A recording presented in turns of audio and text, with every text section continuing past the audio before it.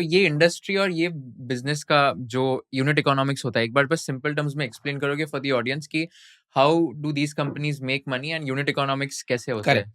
सो आप समझो कि आपके घर पे अगर रूफटॉप पे सोलर लग रहा है या आप समझो यूटिलिटी स्केल पे सोलर लग रहा है, तो पर मेगावाट सोलर का केपेक्स क्या आता है? जो केपेक्स आप समझो 10-15 साल पहले 20 करोड़ हुआ करता था, 15 करोड़ हुआ करता था, वो आज 2.5 से 3 करोड़ में इंस्टॉल हो जाता है।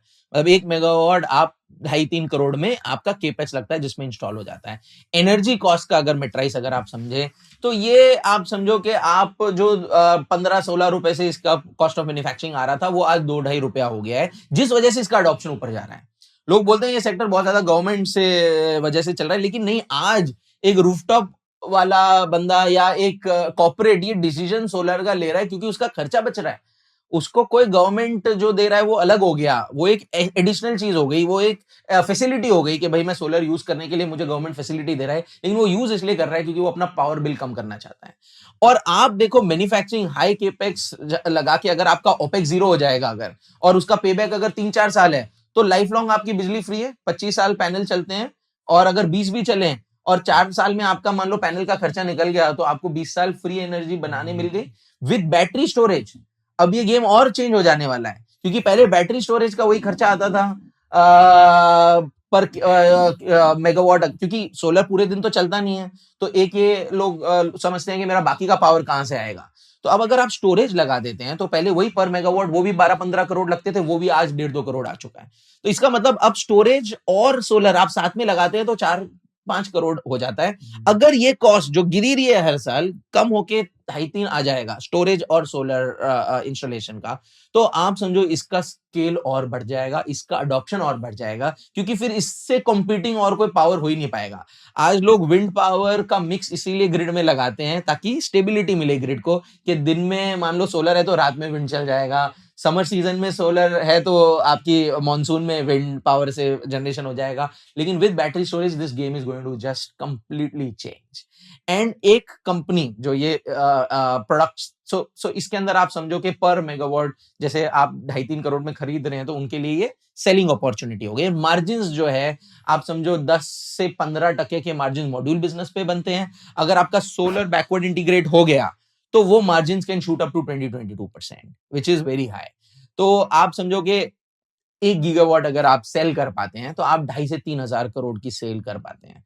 और 2,500 से 3,000 करोड़ की सेल पे अगर आप 20% जैसा मार्जिन आप बना पाते हैं, तो वो रफली आप 500 करोड़ का एबिटा जो है बना सकते हैं। इस तरह के बिजनेस में, इस तरह का मेट्राइसिस में चलता है।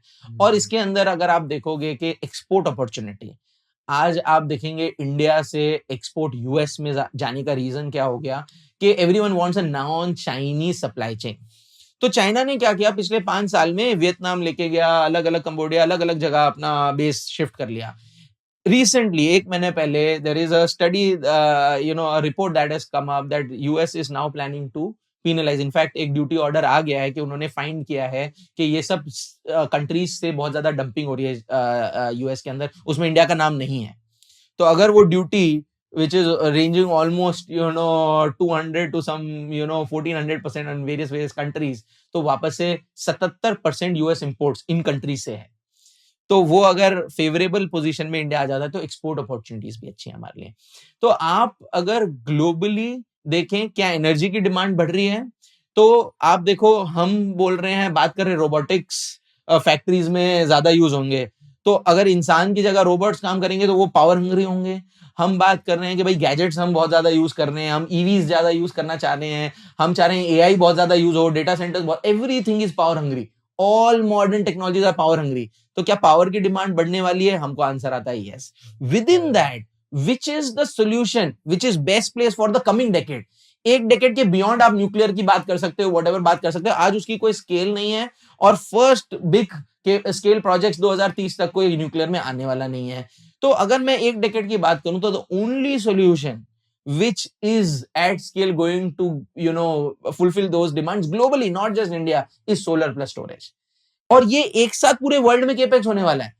पहली बार दुनिया में एक साथ पावर केपेक्स इतने टैंडम में जाने वाला है, जो आज तक कभी देखा नहीं गया, क्योंकि हर जगह एआई का अडॉप्शन, हर जगह ईवी का अडॉप्शन, हर जगह ये मैकेनाइजेशन का अडॉप्शन एक साथ जब जा रहा है तो इन टैंडम पावर केपेक्स हो रहा है, इसलिए हम देख रहे हैं ट्रांसफॉर्मर शॉर्टेजेस, इसलिए हम देख रहे हैं बहुत सारे पावर इक्विपमेंट शॉर्टेजेस, और इसलिए हमको लगता है कि that is where the sweet spot is in a lot of these power equipment manufacturers and renewable energy से रिलेटेड है, तो वहां पे शॉर्टेजेस या वहां पे स्केल और बहुत ज्यादा है। इसका मतलब ये नहीं है कि सप्लाई बहुत ज्यादा तेजी से नहीं आ रही, बहुत ज्यादा तेजी से इंडिया में लोग केपेक्स कर रहे हैं। जब वारी फंड रेज कर रहा था तब दूसरे किसी को फंड नहीं मिल रहा था। पिछले 2 साल में बहुत जनों ने फंड्स लिए हैं, वो अपने प्लांट्स लगा रहे हैं, केपेक्स कर रहे हैं, स्केल कर रहे हैं, बट साथ-साथ डिमांड भी बढ़ रही है। दैट्स वेयर वी फील कि there are winners that have happened, maybe going forward winners कोई दूसरे सेगमेंट से निकलेंगे, लेकिन ये सेक्टर ट्रैक करने लायक है जिसके अंदर बहुत सारे विनर्स निकलेंगे।